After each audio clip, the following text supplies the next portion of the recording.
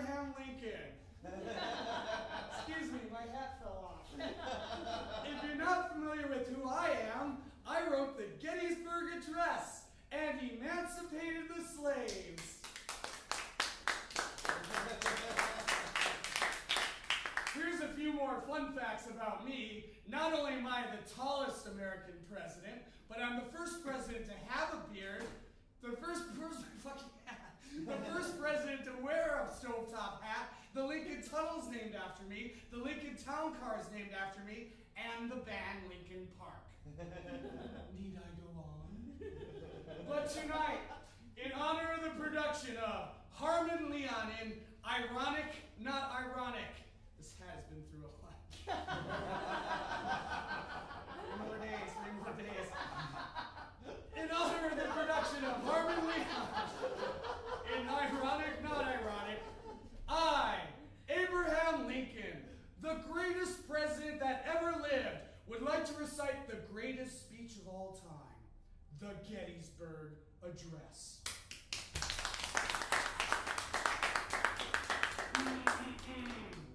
Fourscore and several years ago, our fathers and mothers went forth to Grandma's house to get Grandpa off the roof and to eat pie. What you doing on the roof, Grandpa? Oh, you leave me alone and eat your pie. It was at that time that I wrote this, the Gettysburg Address, a speech all about having faith. It's all about having faith.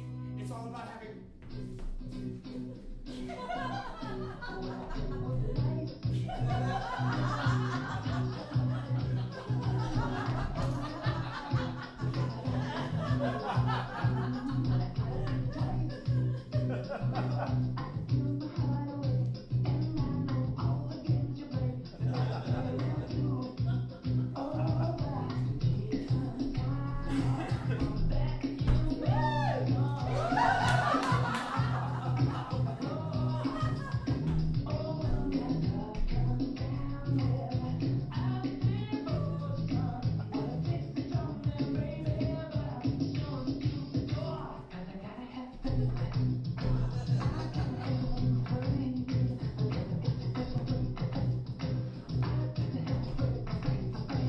Welcome to Ironic, Not Ironic! And now, intermission time.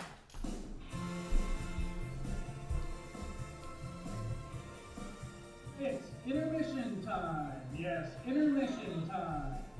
Time to get up, stretch your feet, enjoy a nice cold refreshing drink, delicious candy, confront a loved one, punch a midget in the throat, solve a math problem, tell your father he's not your real dad. You're not my real dad, Jerry. You're not my real dad. It's intermission time. Yes, intermission time.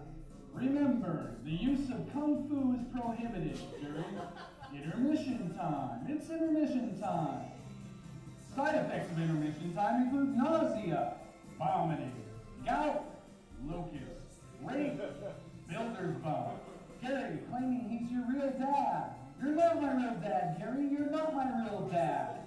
It's intermission time. Now, please welcome to the stage, all the way from San Francisco, California, the man behind Ironic, Not Ironic. Please welcome Harmon Leon. Hey! Thank you, everyone. Good evening. Welcome to Ironic, Not Ironic. Thank you very much. It's a show all about what? The incongruity between the intended meaning of things and the real actual perceived meaning of things. I know, it sounds fucking hilarious. No, I wrote this show because they say Americans don't understand irony. We understand irony. We know it's not sarcasm. Oh my god, nice unicorn t-shirt. We know it's not coincidence. Oh my god, we're wearing the same unicorn t-shirt. This is what irony is about. Ironic. Not ironic. Ironic. Not ironic. Ironic. Not ironic. Ironic. Not ironic. Ironic. Not ironic. Ironic. Not ironic. Ironic. Ironic. ironic. Ironic. Not ironic. Ironic. Thank you very much. Because there's that thin intrinsic line between what's funny ironic and what's not funny ironic. For example, culturally, all over the world, this has been proven by scientists, this is always funny ironic. Funny chip wearing people clothes, everyone. Yay! But what about unfunny chip wearing people clothes? Not ironic. Not ironic. And I find coming to the Edinburgh Festival very ironic. Much like William Wallace raising his mighty claymore sword against the advancing English, as seen in the movie Braveheart, Scotland is once again victorious during the Fringe Festival when they jack up their rent 300%. Go back to England and tell them Scotland's really expensive. And I find Edinburgh and Glasgow very ironic, not ironic cities. They're just an hour away, but the difference between them is like night and day. It's like, hi, I'm Edinburgh. Look at my enchanted castle. Do you like street performers? We have plenty of street performers. I'm Edinburgh. I'm your friend. And Glasgow's like, I'm Glasgow. Let's fuck. All my pubs have the atmosphere of a Uday Kudi Hussein rape room. I'm Glasgow, now fuck off. No, but really, today I walked deep into the heart of Leith. And you know you're walking into a dangerous neighborhood when small children start to frighten you. come on, give me your trainers. Give me your fucking trainers. But I find it a little bit bittersweet coming back to Edinburgh because 1 year ago exactly, I had a really bad breakup here, right in Edinburgh. You know, and here's what's something ironic about me. I'm really kind of not compatible with about 98% of society. So when I make a connection with someone, it's extra special. And it's like poker, you know, you go all in. You push all your chips into the middle. And either you're going to win the hand or be asked to leave the table. And after 2 years, I was asked to leave the table. And I had a really bad breakup right here in a historic cemetery in Edinburgh, Scotland, which isn't a bad place to have a breakup. Because if there's hysterical crying, passing tourists will just simply think you're mourning the loss of your favorite obscure Scottish poet, William Thomas McGonagall, 1823 and 1902. If you want to know a little bit more about him, I think you do. This is what he looked like. William Thomas McGonagall. This is the grave where displaced crying could take place in front of a tourist. This is my ex-girlfriend. She performs in a feminist physical theater group based in Leeds, England. They do very serious plays about sex trafficking and rape. I thought I had a little ironic detachment by speeding up footage of one of her shows and adding Benny Hill.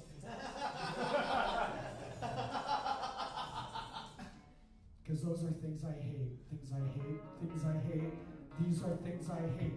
Things I hate. Things I hate. I hate when my girlfriend breaks up with me because I call her a different name in bed. That name, Terry Woken. I live in a flat full of French people. The good news is, there's never a queue for the shower. Because you're French, you're smelling xenophobic. I hate when slutty girls call themselves hippie chicks just so they can get away with it. I don't think sleeping with all my friends behind my back constitutes free love. It constitutes having to get tested for chlamydia. I hate the word monosyllabic. Why does it have 5 syllables? I think that's insatiably fucked up. Or better yet, bad, wrong, weird, why? I hate Canadians. No need for further explanation. I hate when I walk into a laundromat to get my stuff out of the dryer and all the homeless people I pass are wearing my clothes. I hate the jugglers on Royal Mile. I don't want to see another guy juggling chainsaws.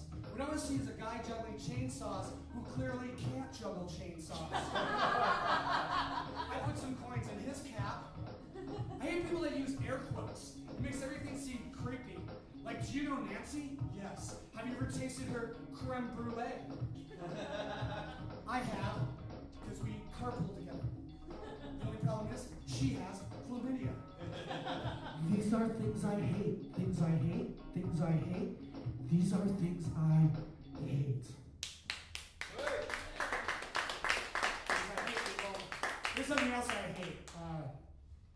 Just juice. Just juice. Just juice. What? No walnuts? No, it's just juice. It's just juice. So until you find that right person in your life, yeah, feel free to laugh. It's fine. It's good. We actually have kittens sleeping in the back room, so don't laugh too loud. Don't like the fucking kittens.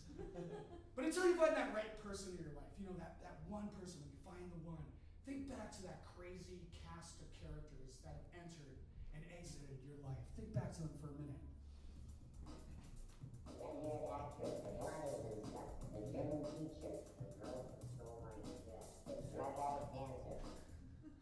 Like one time I thought, I'm gonna be edgy. I'm gonna go for the edgy aspect of life. I'm gonna date a stripper. Look at me, edgy Harmon. I'm practically like Charles fucking Bukowski. And don't you hate it, like when your craziness is trumped by someone else's craziness? Because my craziness got trumped because the stripper became a prostitute, as in prostitute. Not like a metaphor for a prostitute, but a real, actual prostitute. Like the kind you see on Law & Order, CSI Miami, or read about in such books as the Bible.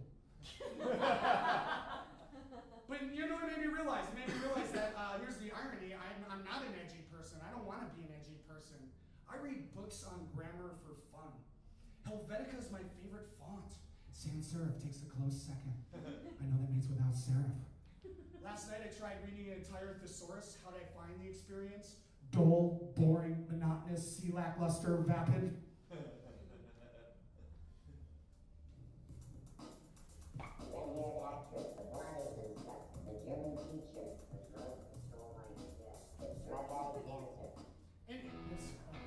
And you gotta have the bad one-night stands until you meet that right person in your life. You know, the bad, non-ironic one-night stands. And the worst non-ironic one-night stand I had was in the morning. Unexpectedly, this little kid burst into the room and said, Mommy, who's that man? Who is that man, Mommy? Who is that man? Mommy. And she handled it so non-ironically well, with honesty. She took the child aside and said, Well, Timmy, that man is one of Mommy's contributing factors of why you're going to spend a good portion of your adult life in therapy, because Mommy's out of her fucking mind. Who's that man, Mommy? Who's that man? Who's that man, Mommy? Who's that man? At what show?